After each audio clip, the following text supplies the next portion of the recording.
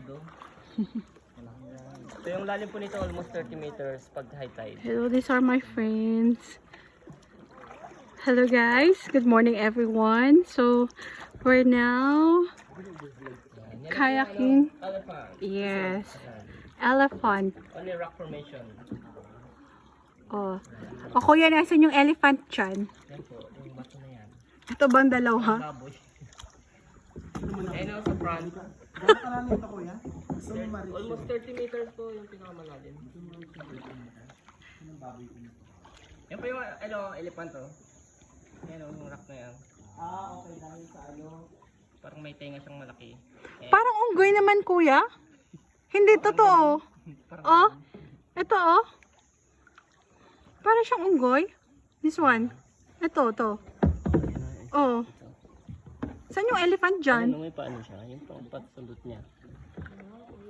If you can't imagine. Ang dami. Sa akin naman. Oh, parang ano rin siya baboy.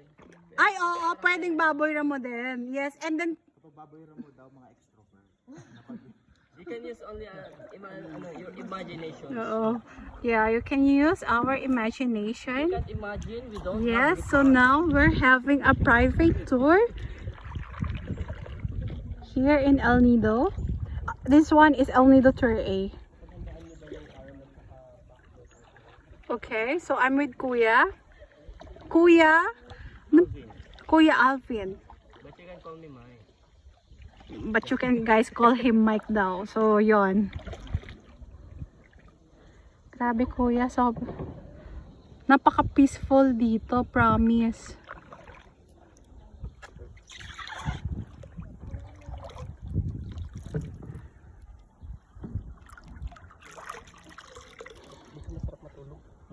Wow. Oh, wala na. May instance na ba na may namatay na ba dito, kuya?